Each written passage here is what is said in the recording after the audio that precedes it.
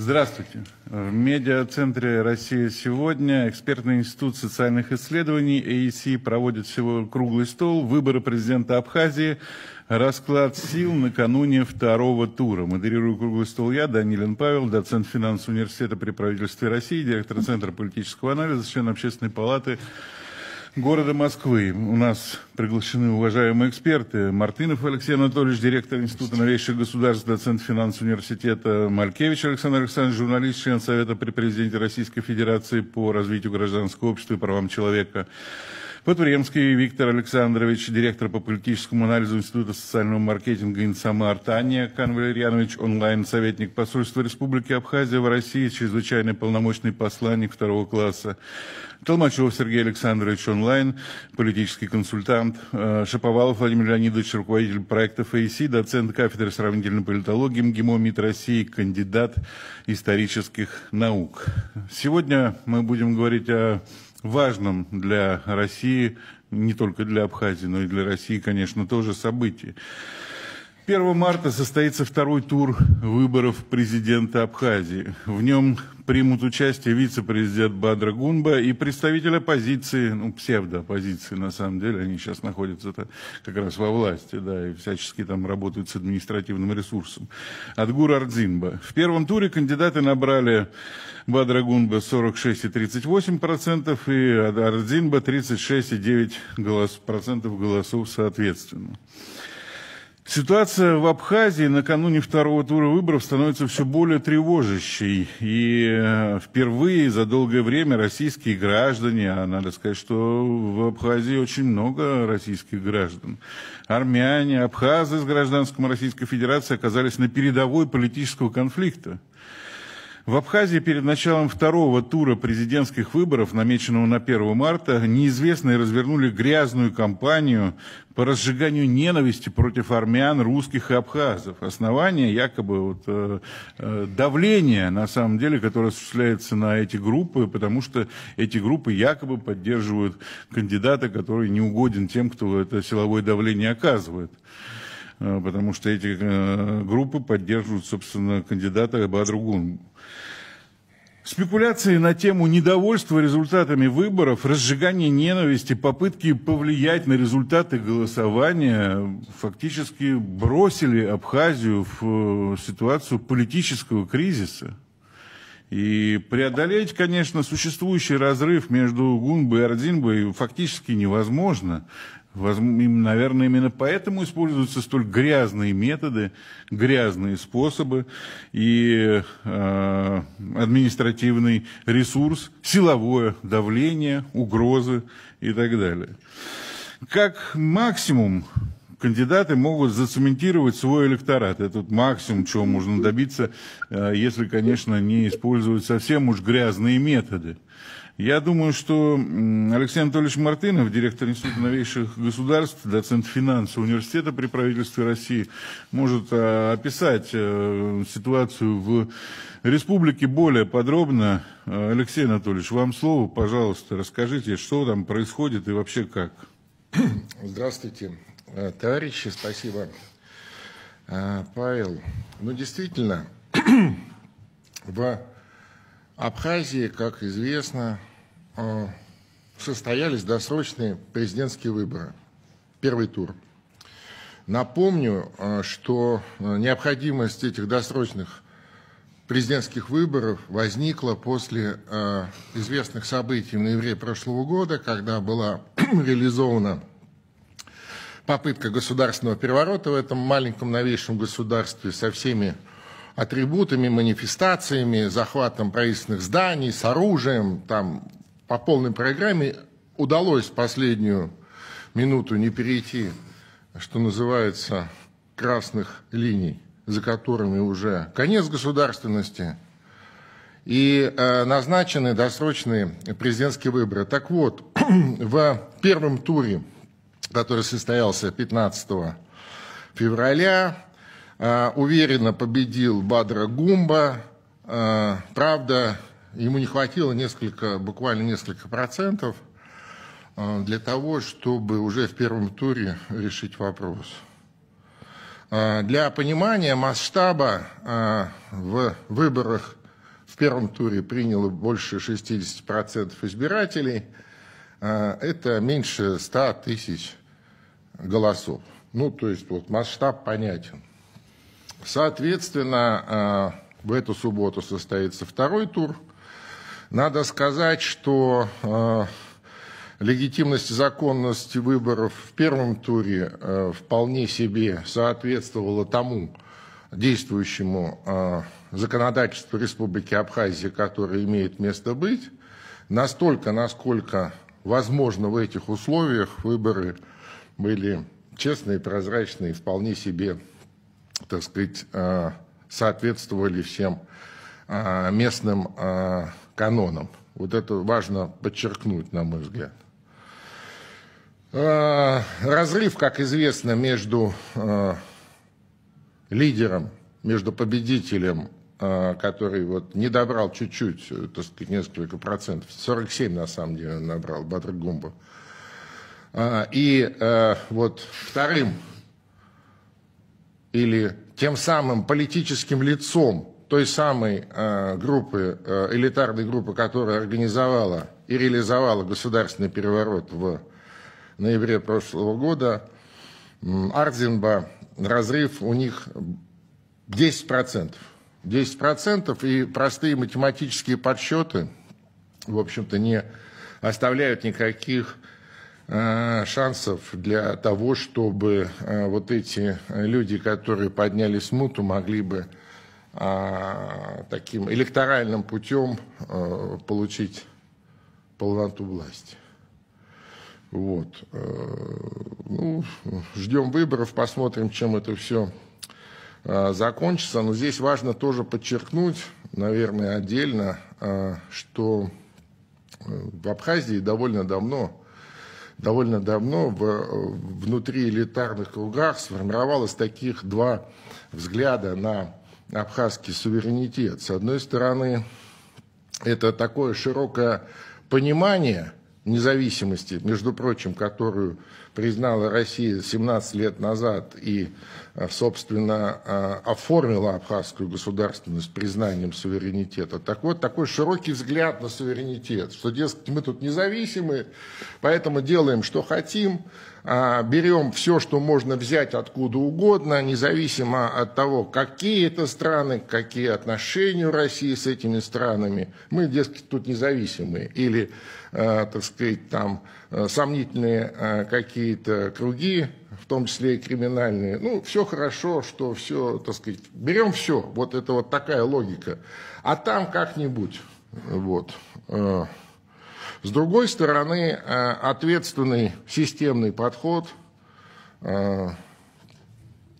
планомерного поступательного развития Абхазии, абхазской государственности под крылом Великой России, при взаимодействии с Россией, при активных, так сказать, по всем направлениям, по горизонтали и по вертикали.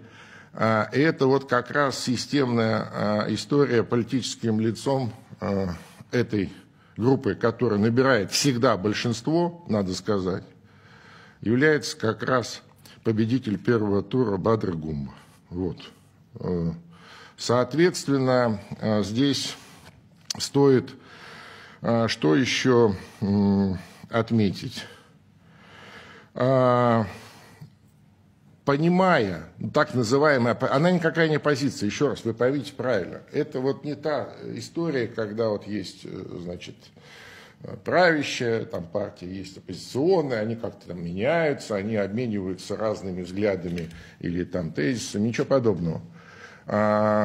Декларативно все там за Россию, понятно, что абхазский избиратель, мудрый абхазский народ, ну, просто не воспримет ни одного политика, в принципе, который бы каким-то образом против России бы высказался или что-то сделал.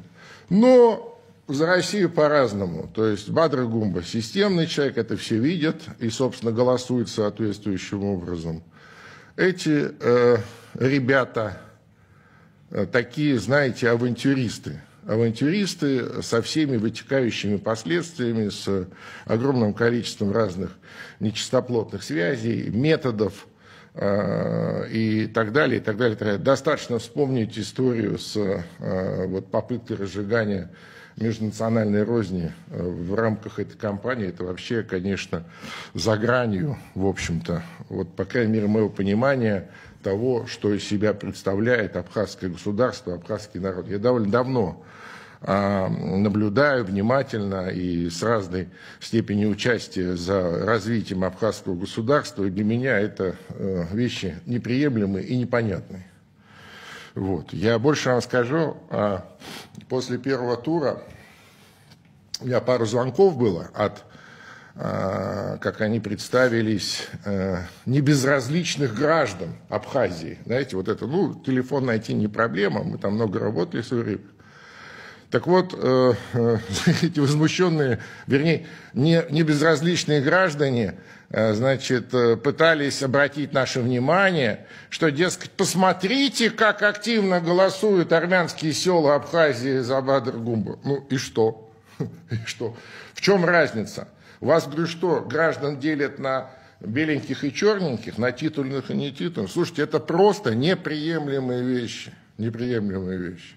Или вот эти поездки активистов штаба Арзембе по, опять же, армянским селам с угрозами и настоятельными рекомендациями вообще не участвовать в голосовании во втором туре. Это что такое вообще? Это вот такую Абхазию хотят эти деятели, так сказать, построить для граждан Абхазии. Ну, в общем, много такого, что вот совершенно неприемлемо на 2017 году признанного развития. Это точно абсолютно. Потом, очевидно, понимая, математически понимая, что электоральным путем шансов получить власть у них нет, соответственно, начинаются такие, знаете, закладочки или подготовка к возможному срыву первого тура, либо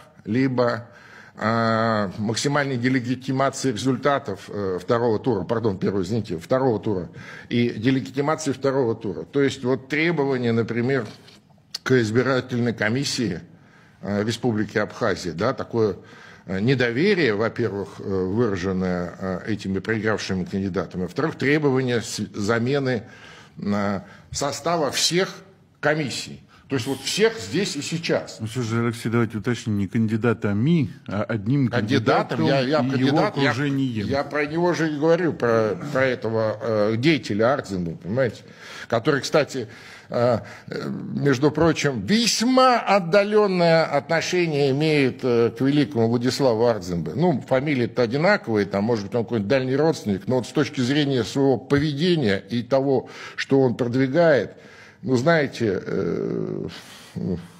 это просто за гранью. Так вот, это требование сменить всех, значит, членов всех комиссий. Это как понять? Это как вообще возможно, да? Это, по сути, полное недоверие, значит, избирательной системе, ЦИКу, законам, да всему чего угодно. Это что? Вы недовольны тем, что проиграли, и, соответственно, вот подобным образом себя ведете. Слушайте, ну, кроме как расценить как попытку, так сказать, вот по такому, знаете, украинскому лекалу сорвать второй тур и там какой-нибудь третий придумать или какой-то еще, мы же помним все эти истории, да, 20 лет назад на Украине, это же один в один. Вот, это по-другому расценивать совершенно невозможно. Поэтому потом вот эта атака на силовой блок, вот это через административный ресурс, через исполняющего обязанности президента, который, как мы понимаем, определенным образом разделяет подходы вот этой группы смутьянов. Отставка председателя местной госбезопасности, да, ну, директора. Тоже, очевидно, человек не захотел прикрывать их делишки, ну, с чем, собственно, поплатился собственной должностью. Атаки на МВД, на других силовиков, тоже такие административные. Ну, явно люди не могут ничего поделать с мудростью абхазского народа, не могут углубить тот раскол, который они и без того внесли в абхазское общество. Соответственно, действуют вот подобным путем. Но здесь нужно что еще отметить. На прошлой неделе ведь была попытка как-то вернуть это все в более-менее цивилизованное поле, вот как раз по инициативе Бадргумы, который, между прочим, как раз работает на сплочение абхазского общества, а не на разделение как оппоненты. Была попытка заключить соглашение между кандидатами перед вторым туром. Они действительно встречались, они действительно сказали друг другу, ну, по крайней мере, публично перед журналистами, достаточно вменяемые такие понятные слова о том, что республика нуждается в спокойном электоральном процессе, в спокойном политическом процессе, потому что, так сказать, нет времени на эту всю ерунду. Нам нужно развиваться, нам нужно двигаться вперед. Прекрасные слова сказали оба кандидата. Но спустя там буквально пару дней эти оппозиционеры, как они себя называют, на самом деле смутьяны, грубо нарушили все эти соглашения. В общем, я бы очень хотел, чтобы 1 марта состоялся второй тур, по крайней мере, так же чисто и ровно, как прошел первый. Да, и я бы хотел, чтобы абхазский народ, абхазские граждане здесь поставили точку, выбрали президента и шли вперед. Шли вперед, а Россия Абхазию любит, Россия Абхазию не даст обижать, и Россия Абхазии всегда поможет. Спасибо. Спасибо большое. Алексей Анатольевич Мартынов, директор Института новейших государств, доцент финансового университета. Кстати, вот эта тема с срывом голосования, попыткой срыва голосования, вот это требование замены членов избиркома, 154 избирательных комиссий в Абхазии, да, в каждой примерно по 10 человек работает, плюс ЦИК еще и так далее. Ну, то есть предлагается тут же в 100-тысячном, да, если смотреть по голосам на первом туре, 100 тысяч голосов, да, 2000, собственно, человек взять и куда-то выбросить, да, найти на их место за 2 дня еще 2000 человек, да, а члены семей, кстати, вот этих, которых выбросят, это вообще где-то 10 тысяч будет, то есть 10 тысяч человек, которые обеспечивают легитимность прозрачных выборов, зачем-то обвиняют в том, что они нечестные люди. Это учителя, врачи, уважаемые товарищи, да, и всем им говорят, что ну вы какие-то нечестные. То есть 10% электората фактически, да, обвинили в том, что они нечестные. Это как-то, на мой взгляд, очень-очень странно, да, и, возможно, причина как раз в том, что вот этот кандидат Арзинба, да, он понимает, что те кандидаты, которые не прошли во второй тур, они-то как раз богопшисты, по фамилии второго президента республики Сергея Багапши, да, и Бадра Гунба получит, скорее всего, голоса от них. А Арзинба как раз ничего от них-то и не получит. И вот от этого получаются попытки делегитимации избирательной системы. Владимир Леонидович Шаповалов, руководитель проектов АИСи, доцент кафедры сравнительной политологии МГИМО МИД России, кандидат исторических наук. Владимир Леонидович, а вот что вообще вот на том фланге, на фланге Арзинбы происходит? Почему команда Арзинбы ведет себя именно так?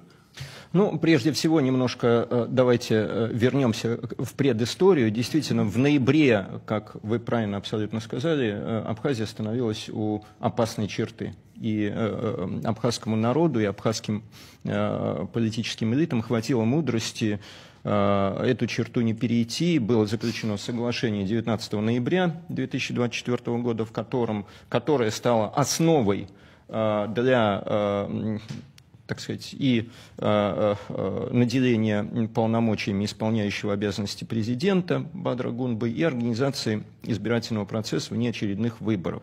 По всей вероятности, у Атгура Ардинбы и тех людей, которые за ним стоят, была уверенность в том, что они победят в первом туре или, во всяком случае, займут первое место. Но поскольку они не просто не победили, а отставание, кстати, как наша социология и демонстрировала, это показывала все время, социология, которую они запрещали на территории Абхазии, отставание практически в 10%, в первом туре, оно ведь его очень сложно преодолеть с учетом того, что, в общем-то, расклад сил понятен и мало что может изменить данную ситуацию. Что происходит?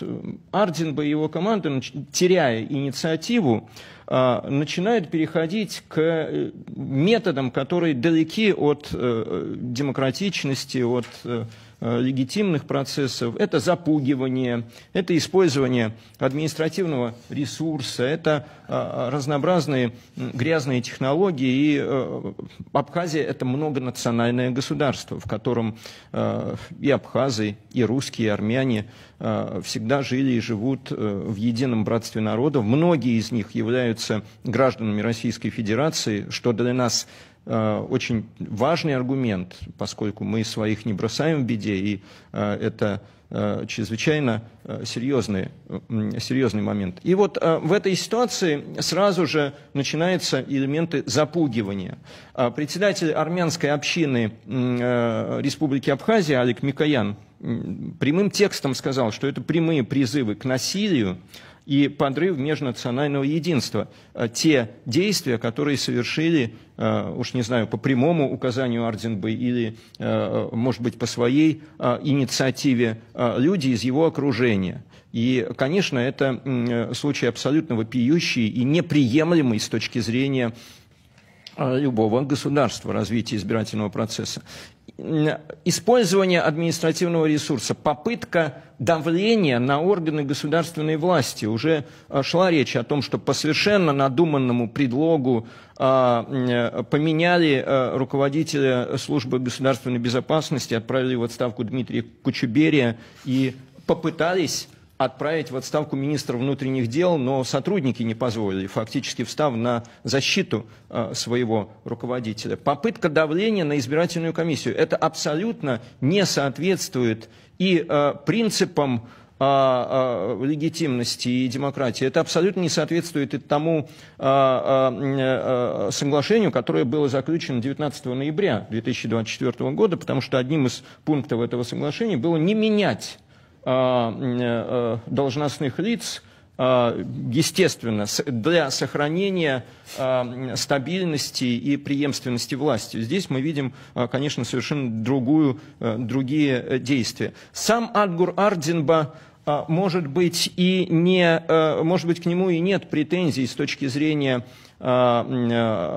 связи с криминалом, коррупции, прямых, во всяком случае, претензий. Сам Ардинба говорит о том, что, интересные слова, о том, что равноудаленность должна быть. Да.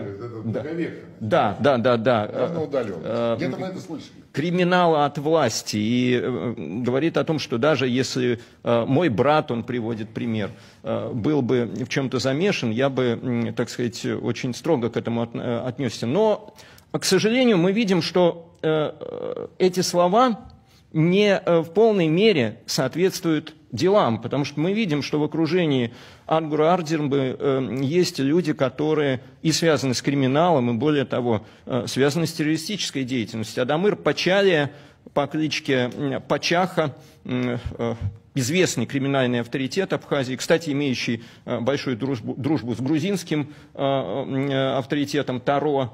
Пачалия известен как человек, который совершал насильственные действия в отношении представителей правопорядка Абхазии, который захватывал, так сказать, заложников, который объявлен в международный розыск, является двоюродным братом Ардинбы и активно участвует в той, так сказать, грязной кампании, которая ведется.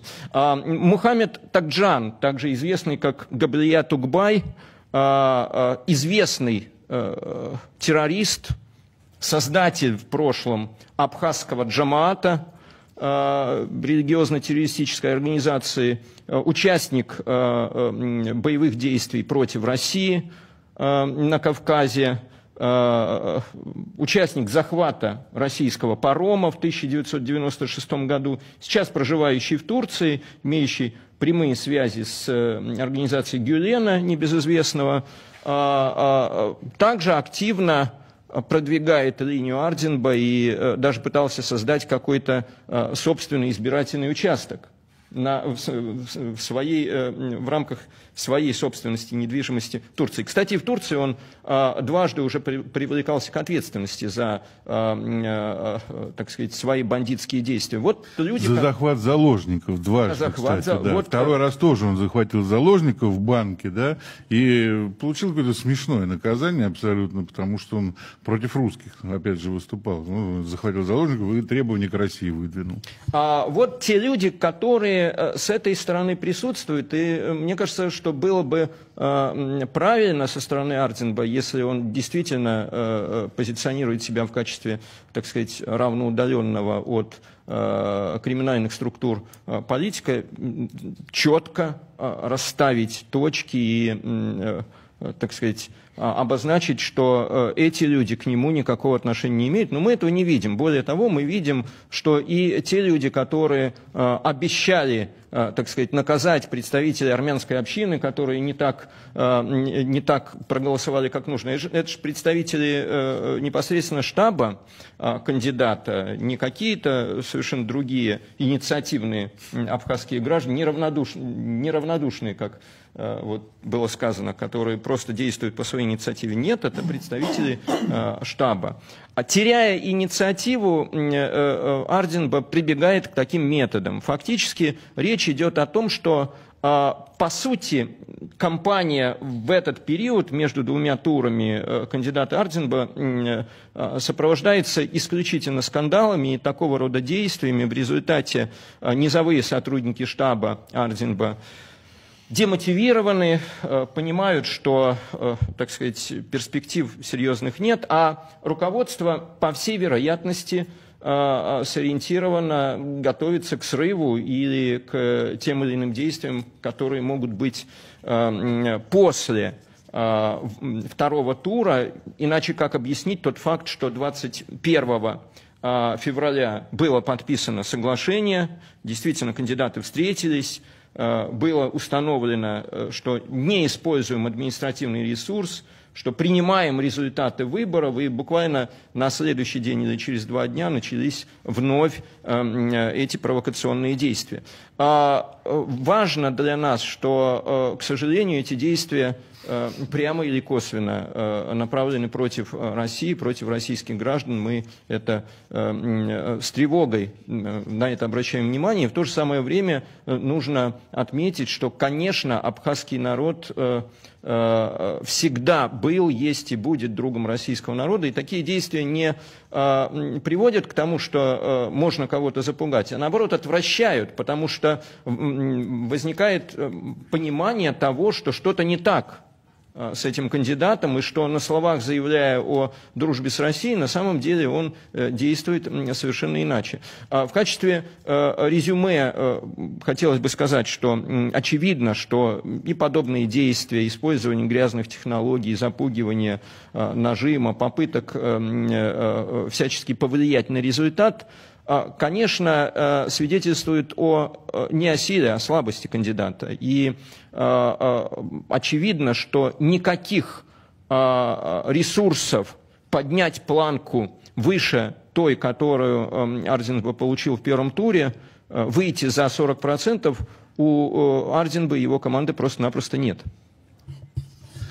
Спасибо большое. Владимир Леонидович Шаповалов, руководитель проекта ФАСИ, доцент кафедры сравнительной политологии МГИМО МИД России, кандидат исторических наук. Ну, мы так хорошо вроде бы рассмотрели деятельность одной стороны. Надо посмотрите на другую сторону. Вот Александр Александрович Маркевич, журналист, член Совета при президенте Российской Федерации по развитию гражданского общества и правам человека, хорошо знаком с местной тематикой. И я задам такой вопрос. Вообще, а что он там с стороной Бадра Гунба? Вообще, почему считается, что у него наибольшие шансы? Почему избиратели Абхазии поддерживают его? Спасибо. Да, коллеги, так получилось, что я, во-первых, в Совете по правам человека вхожу во временную мониторинговую группу по выборам, но, во-вторых, у меня выходит еженедельно программа итоговая на канале ТВ-3 «Итоги с Малькевичем», и наша съемочная группа несколько недель работает в Абхазии, регулярно выходят сюжеты, и я в курсе, соответственно, всех там происходящих процессов. Действительно, объективная ситуация складывается так, что Бадра Гунба сегодня ключевая фигура в диалоге с Россией, с нашей страной. И избрание его на пост президента будет означать конструктивное усиление взаимодействия России и Абхазии. Более того, мы видим очень мощные, яркие предпосылки как раз того, как это все может происходить. Мы как раз снимали тестовый рейс, вот этот прилет самолета по маршруту Москва-Сухум. Видели, какая реакция, насколько это востребовано и с одной стороны, со стороны наших туристов, которые готовятся к летнему курортному сезону, насколько, сколько лет, да, вот все эти годы люди и в Абхазии ждали появления прямого авиасообщения, и из-за той позиции, которую неконструктивные силы в республике заняли, но в целом и курортный сезон может оказаться под большой угрозой, потому что мы общались и с турагентствами и в Абхазии, и в Сочи, и люди находятся в замешательстве, насколько можно вообще планировать, причем и с одной стороны, и с другой, да, то есть и как могут ли наши туристы планировать этот отдых, и могут ли ательеры, туристические агентства предлагать соответствующие услуги, хотя это востребовано, все безусловно. Не могу не сказать еще о том, что Гунба – это, конечно, личность, это реальная политическая сила, и это политик, который занят реальными проблемами, чаяниями жителей, а не своим образом, своим пиаром. Хотя здесь я не могу некоторые критические стрелы в адрес коллег из абхазских СМИ не пустить, потому что Гунба приезжал в Россию, встречался здесь, причем приезжал как политик, продолжая вот эту линию по решению проблем и вопросов граждан республики, жителей республики, самой республики. И очень важно, что за него никакие чиновники не агитировали. Ни наши, ни абхазские. По поводу позиции ряда абхазских чиновников коллеги уже сказали. Но абхазские СМИ, абхазское телевидение никаких сюжетов и информации о поездке, о встречах Гунбы в России не разместило, при том, что шли важнейшие переговоры, да, определяющие будущее Абхазии. Почему такой игнор? Вопросы такие есть, безусловно, и если поменяется позиция у этих структур, я сам с удовольствием эти вопросы коллегам и задам, потому что мы готовы помогать и развитию абхазских СМИ, абхазского телевидения. Во всяком случае, в Южной Осетии я не раз бывал и коллегам оказывал соответствующую помощь по тому, в чем я разбираюсь, связано с телевидением. Но вот здесь позиция такая, на замалчивание, это, конечно, такой тревожный момент. У нас здесь сегодня участвует Сергей Александрович Толмачев, и поэтому не могу не вспомнить, говоря о Гунбе, организацию конкурса «Команда Абхазии». Почему я упомянул Толмачева? Потому что мы делали подобные проекты в Запорожской области, лидеры Возрождения, и в Херсонской, и в ДНР, в ЛНР. И вот такой мощнейший кадровый проект запущен в Абхазии. Он называется «Команда Абхазии». Это кадровый конкурс.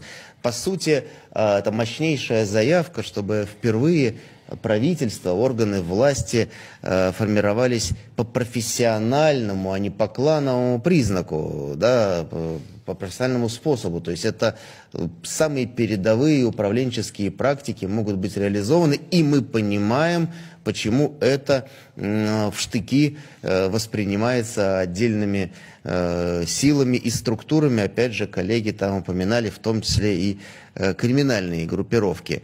Но, значит, чем можем, как говорится, здесь мы поможем и добрым словом, и советом, и рассказом об этом, потому что другой системы социального кадрового лифта быть не может. Это все мы много лет видим в нашей стране, как блестяще работает система лидеров России, там, да, и массы других конкурсов, которые открывают дорогу тысячам людей для реализации и во власти, и в бизнесе. Владимир Владимирович упоминал, да, встречу Гунбы с его соперником по второму туру и предложение заключить соглашение, да, о честных, прозрачных, открытых выборах. Гунба последовательно, принципиально выступает против любых силовых сценариев, против всего, что может угрожать стабильности и демократическим основам Абхазии. И печально, что, скажем так, другие участники, мы говорим про команду соперника, не готовы признавать очевидный факт, что будущее страны должно определяться через свободное волеизъявление граждан, а не через насилие. То есть, и это, конечно, история нас тревожит. Мы видим, что Гунба делает ставку на диалог, законность, уважение к правам гражданина. И эти совершенно разумные моменты, значит, неприемлемы, к сожалению, да, для его противников. Но здесь уже там звучали цифры, и они наверняка прозвучат. Я могу просто, да, зафиксировать, что кандидат Гунба уверенно победил в 7 из 8 районов республики, победил в столице, и в целом даже вот в этом Гудаутском районе за него немало избирателей проголосовали, несмотря, да, вот на все то давление, которое оказывалось и оказывается на граждан Абхазии, которых, опять же, как было сказано, да, особенно по национальному признаку, пытаются прогнуть, обвиняют в не том выборе, но люди, в общем-то, понимают, кто отстаивает, не готов даже, да, вот кто отстаивает уже сейчас их интересы, кто за них борется. В общем, осталось недолго, так сказать, да, до развязки, но мы видим, кто сражается за людей, кто думает о будущем Абхазии. И обычные люди, как в Абхазии, связывают с этим кандидатом свои надежды, но, в общем-то, и, как я уже сказал, про курортный сезон, и гражданам России, мягко говоря, не безразлично, что в братской Абхазии будет происходить. Поэтому надеемся, что все пройдет в правовом поле, и, так сказать, республика останется стабильной, невзирая на попытки, в том числе извне, ситуацию там раскачать.